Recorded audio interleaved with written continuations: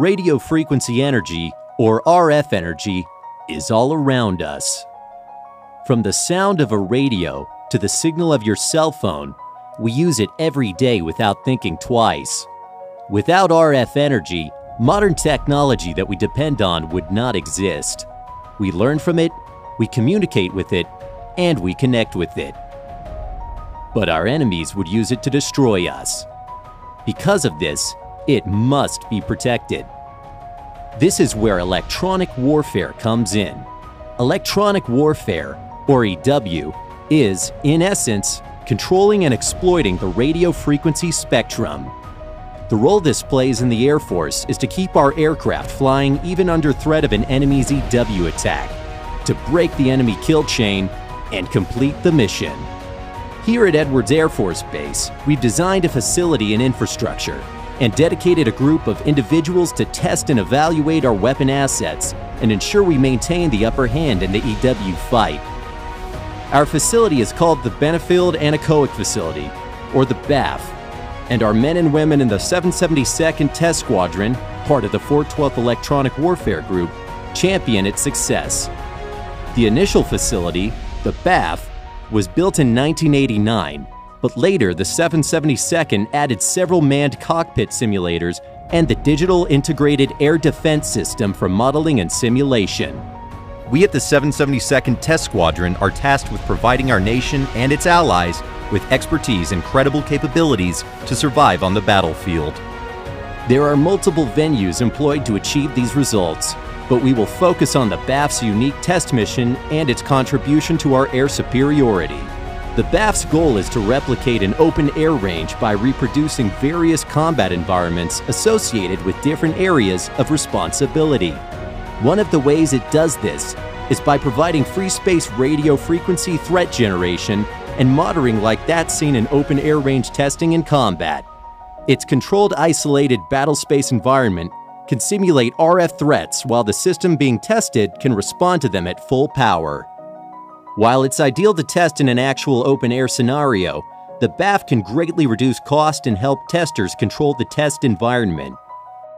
Being in the free space environment of the BAF also duplicates how RF energy may bounce off the aircraft structure into its various antennas, just as it would in open-air range testing and combat. The BAF measures 250 feet wide by 264 feet long and 70 feet high.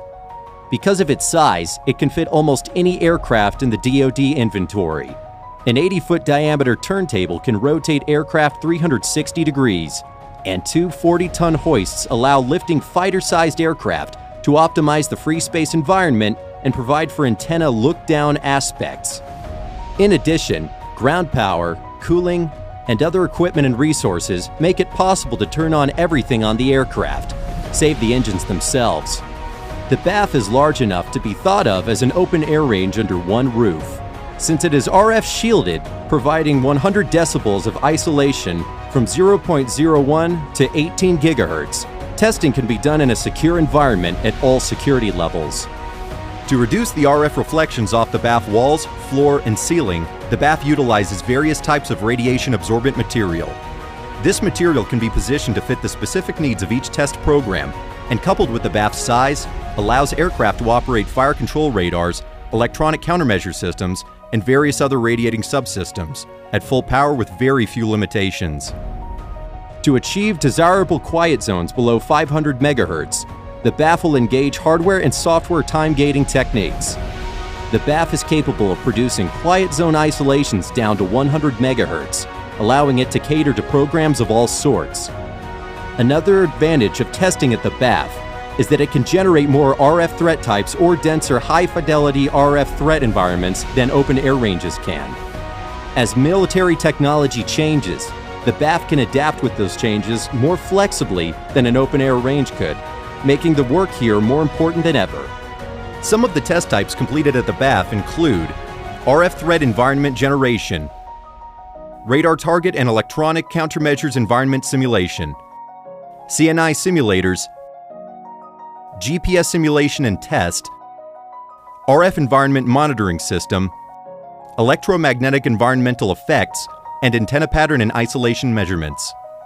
Data collection can be far more efficient testing in the bath than in an open-air range. For example, the number of test points recently executed during a 2-week period in the bath would have taken over 9 months and 40 flights. This level of efficiency saved the program immense costs and resources, while still gathering data just as effectively as an open-air range. Testing in the bath is thought of as starting with a clean slate.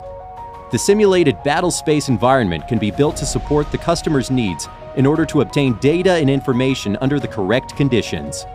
This great amount of control allows for repeatable test points and the ability to compare changes and what-if conditions. Testing in the bath is all about having control of the environment in order to obtain the specific data you need. Over the years, it has been used by many different developers, integrators, and testers of electronic combat systems, such as radar warning receivers and electronic countermeasures. It has also matured into a valuable tool for today's highly integrated weapon systems. The only question that remains is, how might such a powerful testing resource help you discover the data you need to elevate your program to new levels of performance?